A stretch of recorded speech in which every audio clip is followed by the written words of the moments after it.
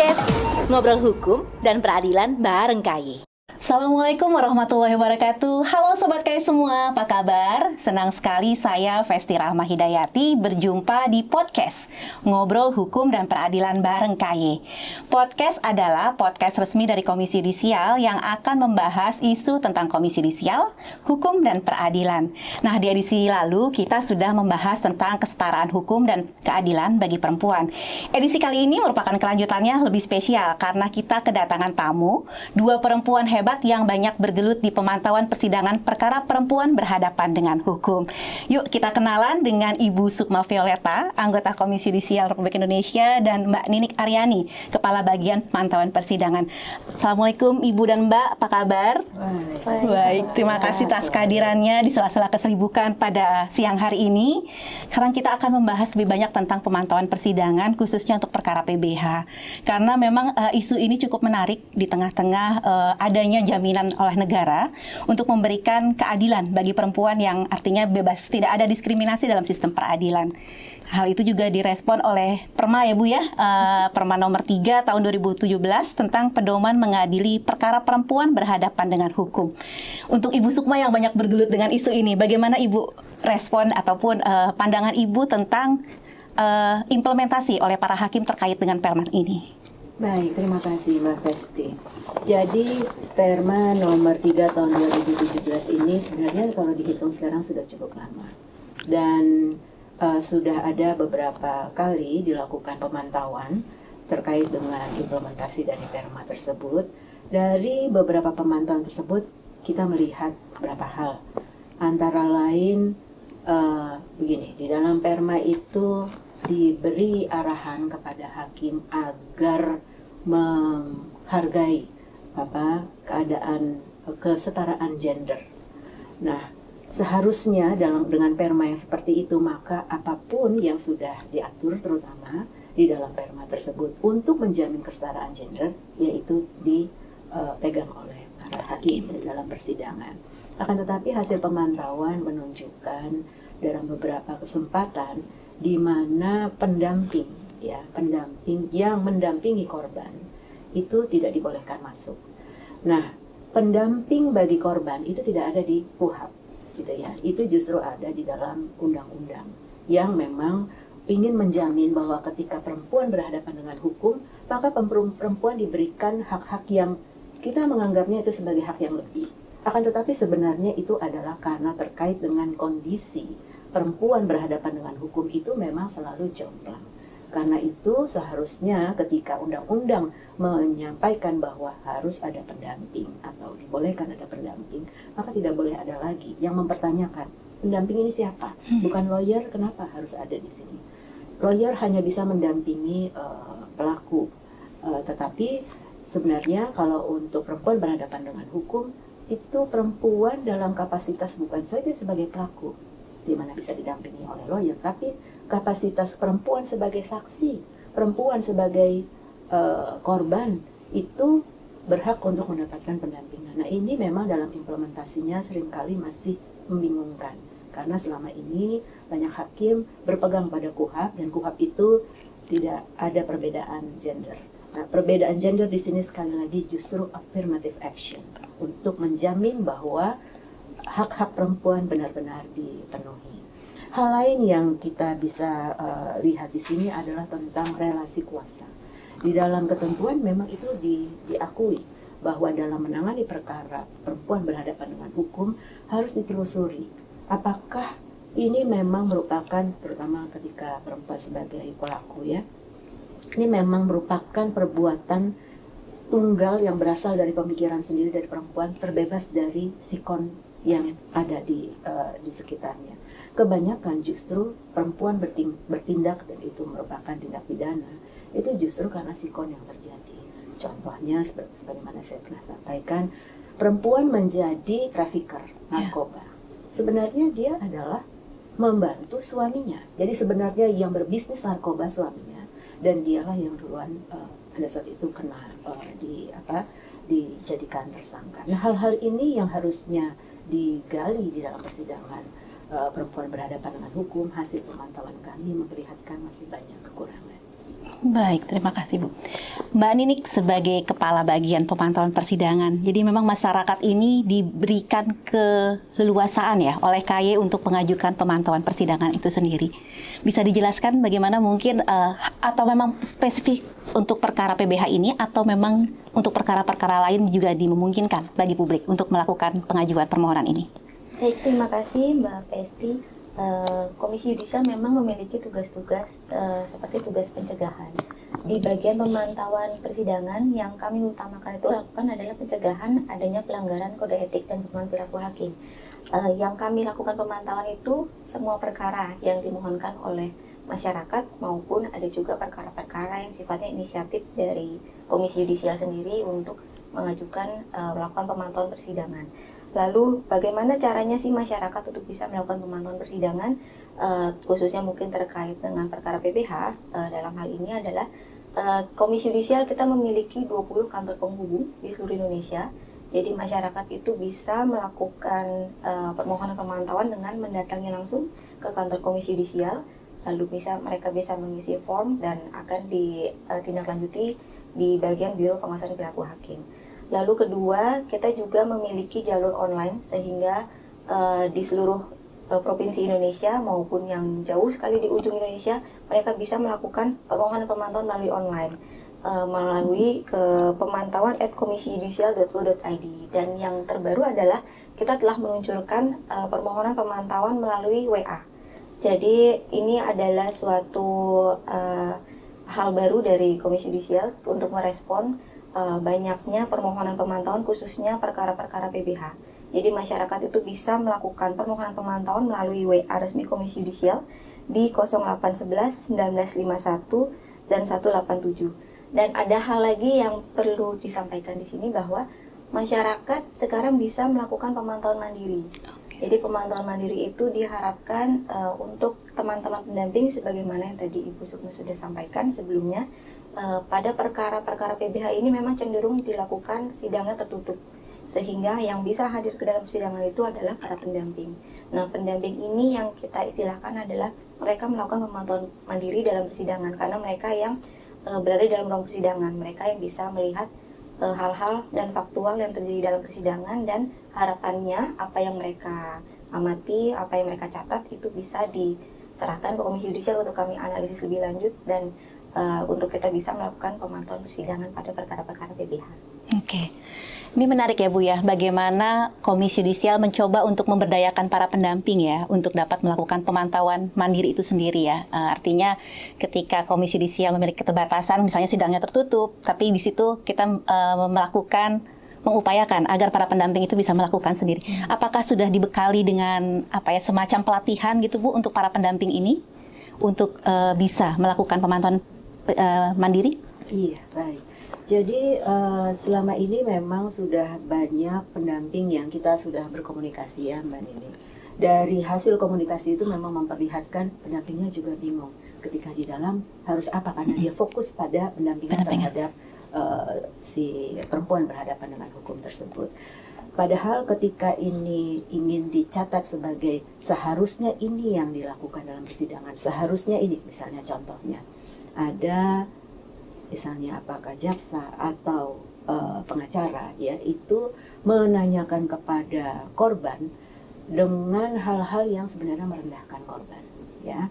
Contohnya misalnya ya pakai bajunya begitu ya pantas saja misalnya ya itu dilecehkan ya, keluar malam-malam sendiri dan seterusnya.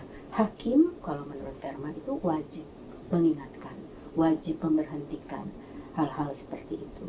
Nah, pendamping sebenarnya menyaksikan, ya menyaksikan. Akan tetapi memang masih mengalami bagaimana harusnya bereaksi terhadap ini dan bagaimana mencatatnya supaya ini menjadi sesuatu yang bisa selain dianalisis menjadi perbaikan ke depannya.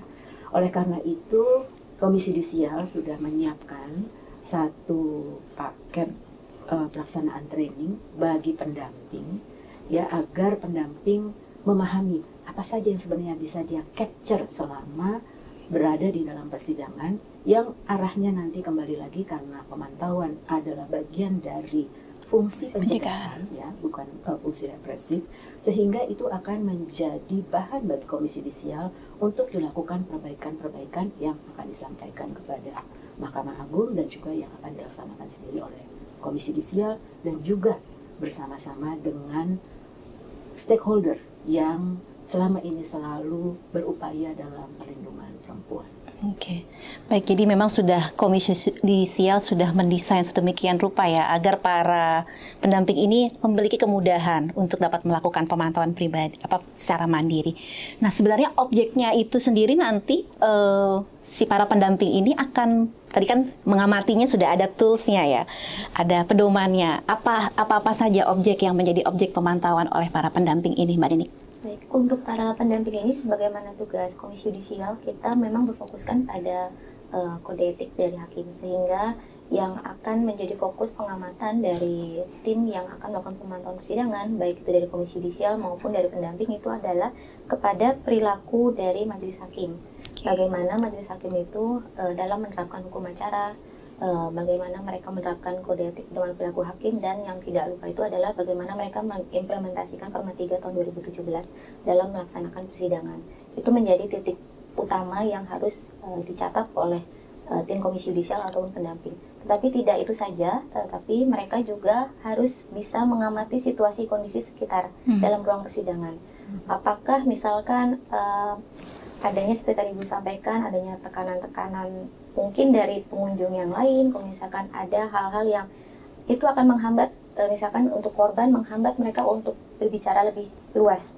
Karena jika ada orang lain di luar dari pihak yang mereka kenal, itu mengkhawatirkan akan mengganggu jalannya persidangan. Itu juga kita amati untuk nantinya kita itu melakukan perbaikan kepada pengadilan tersebut. Kita akan sampaikan pada sidang berikutnya bahwa apa yang harus, apa yang tidak, itu tetap kita harus ingatkan kepada majelis hakim seperti itu. Oke, jadi dengan kata lain para pendamping ataupun publik lainnya yang mengajukan permohonan ataupun dia mengajukan diri untuk melakukan pemantauan persidangan, ataukah langsung diterima oleh KY untuk melakukan atau ada proses yang akan dilewati? Baik. Untuk masyarakat yang ingin mengajukan permohonan pemantauan itu, mereka bisa seperti tadi disampaikan sudah bisa ada 3 jalur, jadi mereka bisa datang langsung ke Komisi Yudisial, bisa melalui online atau melalui WhatsApp. Adapun juga yang perlu disampaikan bahwa Komisi Yudisial ini kita sudah memiliki tools, jadi ada formulir pemantauan persidangan khusus perkara perempuan berhadapan dengan hukum yang bisa diunduh di web Komisi Yudisial. Ini harapannya memudahkan untuk teman-teman pendamping pada saat mereka mendampingi korban. Mereka tinggal mengisi, sifatnya itu adalah checklist. Jadi checklist yang ya tidak saja. Jadi kita berusaha membuat pertanyaan-pertanyaan yang mudah dipahami, tidak hanya oleh orang yang memang berbackground hukum, tetapi juga orang non-sarjana hukum bisa memahami, sehingga mereka bisa melakukan checklist di formulir untuk pemantauan persidangan perkara perempuan berhadapan dengan hukum. Dan itu harapannya adalah bisa membantu para pendamping untuk melakukan pemantauan mandiri. Jadi mereka tahu apa yang harus mereka amati, mereka mungkin juga bisa belajar mengetahui apa yang mungkin kurang pas dilakukan, apa yang terjadi dalam persidangan, itu sudah kita capture semua di dalam formulir untuk melakukan pemantauan persidangan pada perkara PBH. Formulir pemantauan ini yang sudah diterbitkan KY dalam bentuk panduan atau seperti apa? Ya, formulir ini sudah include di dalam buku panduan pemantauan persidangan yang telah diterbitkan secara resmi Komisi Yudisial pada tahun 2023. Jadi kita buat ada 2, jadi secara online-nya itu soft file-nya ada di web KY. Lalu untuk yang buku hard copy-nya itu memang kita bagikan. Tahun lalu kita sudah bagikan kepada peserta yang hadir, dan tetap tahun ini kita distribusikan, kita fokusnya kepada para pendamping-pendamping yang akan mengikuti persidangan perkara PBH. Jadi berisi panduan tentang bagaimana melakukan pemantauan dari checklist itu ya. Ada hal lain lagi yang bisa disampaikan di dalam buku itu, Mbak Ninik? Jadi di dalam buku ini kita juga mengulas mengenai tugas dan kewenangan dari Komisi Yudisial itu sendiri. Lalu bagaimana partisipasi publik dalam melakukan pemantauan persidangan, dan yang tidak lupa kita mencoba mengaitkan antara Perma 3 tahun 2017 dengan kode etik dewan perilaku hakim. Dan inilah yang penjabarannya ada di dalam formulir yang bisa nanti untuk teman-teman pendamping atau teman-teman tim pemantau persidangan, mereka mengisi itu untuk nanti diserahkan ke Komisi Yudisial untuk kita analisis. Oke. Melihat tren yang masuk ke Komisi Yudisial nih kan memang perkara-perkara menarik perhatian publik khususnya untuk PBH ini cukup beragam ya Mbak Ninik ya. Nah, dari sepanjang KAI melakukan pemantauan persidangan, sudah bagaimana tren dari tahun lalu hingga sekarang dan juga berapa banyak yang telah dilakukan oleh KAI? Mengikuti tren mungkin 2 tahun terakhir ini terjadi peningkatan permohonan masyarakat untuk melakukan permohonan pemantauan perkara PBH. Mungkin ini juga awareness dari beberapa teman-teman NGO, pendamping, dan teman-teman pengacara lainnya. Mereka mengetahui ada tugas-tugas pencegahan di Komisi Yudisial, sehingga mereka mengajukan permohonan pemantauan. Untuk tahun 2023 itu total ada 43 permohonan pemantauan khusus kasus PBH yang ditujukan ke Komisi Yudisial. Apa perkara-perkara yang menurut pantauan Mbak Ninik yang menarik, sangat menarik gitu yang memang dari pantauannya KAI? Ya, untuk perkara-perkara yang menarik itu memang seperti tadi disampaikan tidak jauh dari ada masalah relasi kuasa di dalam perkara tersebut gitu. Jadi mungkin dalam konteks lembaga institusi pendidikan yang terjadi antara pendidik dengan mungkin muridnya, itu yang terjadi yang cukup banyak dimintakan permohonan ke Komisi Yudisial. Untuk perkara-perkara yang menarik perhatian publik itu juga sudah menjadi atensi Komisi Yudisial untuk kita juga berkoordinasi dengan instansi terkait, dengan NGO terkait untuk kita melakukan pemantauan bersama-sama terkait perkara-perkara PBH tersebut. Ini cukup menarik ya Bu ya, karena artinya Komisi Yudisial ini tidak bekerja sendiri tapi melibatkan berbagai institusi untuk terkait dalam isu ini. Bisa dijelaskan Ibu, siapa saja yang sudah digandeng Komisi Yudisial dalam pengamatan Komisi Yudisial dalam perkara PBH ini? Baik, Komisi Yudisial sejak lahirnya memang selalu bekerja sama dengan stakeholder. Jadi di tahun 2005-2010 itu sudah ada 200 institusi, baik universitas, kemudian LSM, dan kemudian para pegiat lainnya yang merupakan jejaring Komisi Yudisial. Nah, hal ini terus dijaga oleh Komisi Yudisial, relasi yang sangat baik ini, dan kemudian ketika Komisi Yudisial sejak tahun lalu terutama fokus pada perkara perempuan berhadapan dengan hukum, maka teman-teman ini tetap menjadi rekan kita untuk bersama-sama melakukan upaya, antara lain dalam hal ini kita fokus pada pemantauan perkara perempuan berhadapan dengan hukum.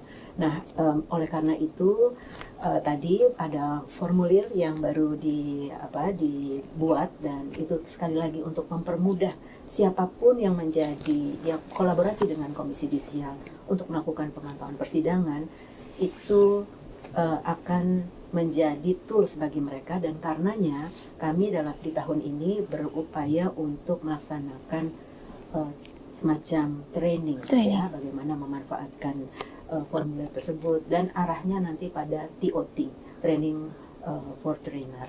Nah, jadi ini memang merupakan terobosan baru dan memang didorong pada terjadinya beberapa perkara yang menyangkut perlindungan perempuan, terutama kekerasan seksual di beberapa tahun belakangan ini. Maka Komisi Yudisial merespon hal ini dan menggunakan jejaring yang selama ini memang sudah menjadi teman Komisi Yudisial dalam menjamin keadilan bagi semua. Bentuk TOT-nya sendiri apakah maksudnya dalam arti para jejaring ini akan melakukan advokasi bersama dengan Komisi Yudisial atau seperti apa bentuknya, Bu? Iya, sebenarnya kalau materi TOT-nya lebih kepada pertama tentu pemahaman betapa pentingnya ini.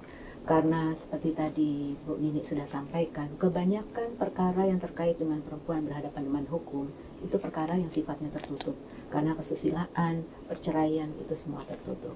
Oleh karena itu memang kehadiran pendamping di persidangan sangat penting. Oleh karena itu tools tadi itu perlu dipahami oleh mereka, tapi sebelumnya mereka mengetahui the whole concept. Karena ini adalah bagian dari memperjuangkan hak perempuan. Oke, baik. Terakhir Bu, apa harapan Komisi Yudisial terhadap isu tentang kesetaraan gender dalam peradilan, lalu juga bagaimana kolaborasi antara Komisi Yudisial dengan jejaring ke depan? Baik, jadi tadi saya sudah sampaikan Komisi Yudisial sesuai dengan fungsinya, antara lain adalah melakukan pemantauan. Itu memang dari awal sudah memiliki jejaring dan sekarang diarahkan untuk bekerjasama dalam pemantauan. Akan tetapi Komisi Yudisial juga berkinerja bersama dengan jejaring lainnya, gitu ya. Terutama memang jejaring yang selama ini fokus pada upaya-upaya perlindungan perempuan, kesetaraan gender dan sebagainya. Jadi selama ini di tingkat awal misalnya terjadi satu pelecehan terhadap perempuan, maka yang lebih dulu bergerak itu kan sebenarnya di tingkat penyidikan. Nah, ada teman-teman yang sudah bekerja di sana. Kemudian ada yang di tingkat penuntutan dan terutama nanti di pengadilan. Dengan mereka inilah Komisi Yudisial juga menjalin hubungan sehingga di setiap titik itu Komisi Yudisial menjadi menjadi bagian dan bahkan hub dari semua upaya perlindungan perempuan. Karena terkait lagi dengan fungsi Komisi Yudisial itu lebih kepada pemantauan dan pengawasan di pengadilan. Padahal proses ini tidak hanya di pengadilan di ujung, tetapi sudah mulai dari awal. Oleh karena itu Komisi Yudisial selalu menjalin kerjasama dengan semua stakeholder yang selama ini bekerja dari tingkat awal, dari proses penyidikan sampai bersama-sama kami di tingkat akhirnya di pengadilan. Ya, baik, terima kasih Bu Sukma, Mbak Ninik atas bincang-bincang kita pada siang hari ini. Semoga isu ini tetap menjadi perhatian dari publik bahwa sudah ada jaminan buat perempuan untuk mendapatkan perlindungan dan juga akses kesetaraan gender dalam sistem peradilan. Dan semoga langkah dari Komisi Yudisial selalu mendukung dalam proses tersebut. Kami ucapkan terima kasih Mbak Ninik, Bu Sukma atas bincang-bincang pada siang hari ini. Nah, baik Sobat KY, demikian obrolan singkat kita tentang pemantauan perkara perempuan berhadapan dengan hukum bersama Ibu Sukma Violeta dan Ibu Ninik Aryani. Kami ucapkan terima kasih kepada Sobat KY semua yang telah setia bergabung bersama podcast Ngobrol Hukum dan Peradilan bareng KY. Jangan lupa like, subscribe, and komen ya. Sampai jumpa.